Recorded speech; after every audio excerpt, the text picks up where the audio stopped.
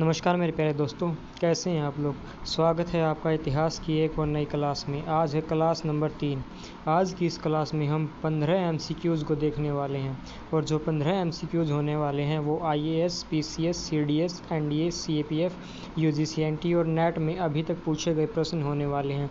इसमें अधिकांशतः हम PYQs को कवर ही करेंगे और आपको प्रत्येक प्रश्न के नीचे उस प्रश्न की डिटेल पता चल जाएगी कि वो किस ईयर और किस एग्ज़ाम में पूछा गया है। तो चलिए आज की हम अपनी क्लास को शुरू करते हैं और हमारा पहला प्रश्न देखते हैं। पहला प्रश्न है, पंत प्रतिनिधि और हुकूमत पन्ना नामक 2 नए पदों की स्थापना किसके अष्टप्रधान मंडल में की गई थी। तो यह छत्रपति राजाराम के अष्टप्रधान मंडल में की गई थी।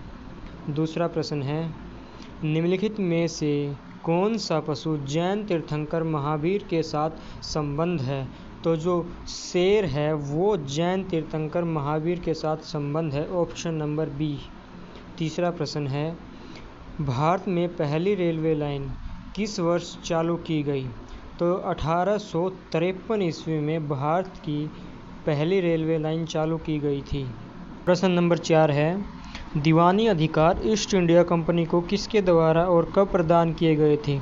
तो जो दीवानी अधिकार थे वो मुग़ल सम्राट के द्वारा 12 अगस्त 1765 को ईस्ट इंडिया कंपनी को प्रदान किए गए थे। जो 12 अगस्त 1765 मुग़ल सम्राट जो शाह आलम द्वितीय था, जो मुग़ल सम्राट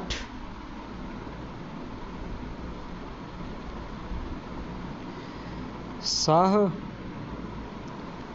आलम द्वितीय था, उसने एक फरमान जारी करके ईस्ट इंडिया कंपनी को बंगाल, बिहार और उड़ीसा की दीवानी का अधिकार दे दिया था। और जो ये अधिकार थे, मैं आपको बता दूं, जो ये अधिकार थे वो बक्सर के युद्ध के बाद अंग्रेज़ों की जो जीत हुई थी उसके बाद मिले थे। तो इसका आंसर होगा ए। हमारा 5वां प्रश्न है,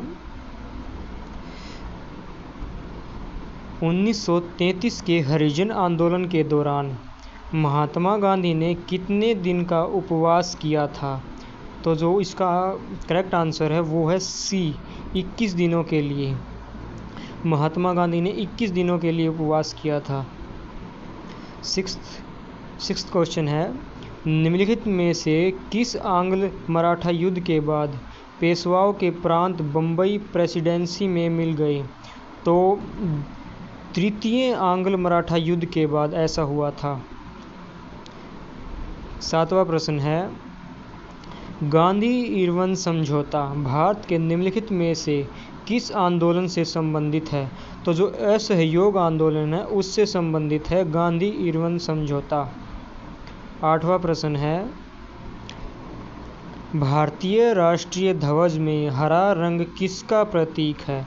तो जो भारतीय राष्ट्रीय ध्वज में जो हरा रंग है वो मिट्टी और समृद्धि का प्रतीक है। 9वां प्रश्न है, आंध्र महिला सभा की संस्थापक कौन थी।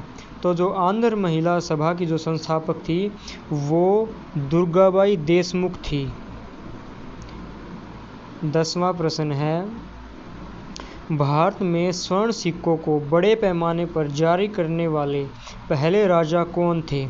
तो जो कुषाण राजा थे वो भारत में स्वर्ण सिक्कों को बड़े पैमाने पर जारी करने वाले पहले राजा थे। 11वां प्रश्न है, भारत में द्वैध शासन यानी कि ड्यूअल गवर्नमेंट की शुरुआत किसने की थी। तो जो भारत में द्वैध शासन की शुरुआत वो रॉबर्ट क्लाइव ने की थी। 12वां प्रश्न है, धार्मिक संस्कारों से संबंधित वेद कौन सा है। तो जो यजुर्वेद जो वेद है, ऑप्शन नंबर सी, ये धार्मिक संस्कारों से संबंधित वेद है। प्रश्न नंबर 13 है, भारतीय राष्ट्रीय कांग्रेस की पहली महिला अध्यक्ष कौन थी। तो जो एनी बेसेंट थी वो भारतीय राष्ट्रीय कांग्रेस की पहली महिला अध्यक्ष थी, ऑप्शन नंबर सी। 14वां प्रश्न है, सिंधु घाटी सभ्यता का कौन सा स्थल हरियाणा प्रदेश में स्थित है। तो जो राखी गढ़ी है वो सिंधु घाटी सभ्यता का स्थल हरियाणा प्रदेश में स्थित है। प्रश्न नंबर 15वां है, last but not the least, Maurya साम्राज्य के काल में अशोक ने अपने अधिकांश शिलालेख किस भाषा में लिखवाए थे? तो जो मौर्य काल में अशोक ने जो अपने अधिकांश शिलालेख लिखवाए थे वो ऑप्शन नंबर बी प्राकृत भाषा में लिखवाए थे। तो ये हमारे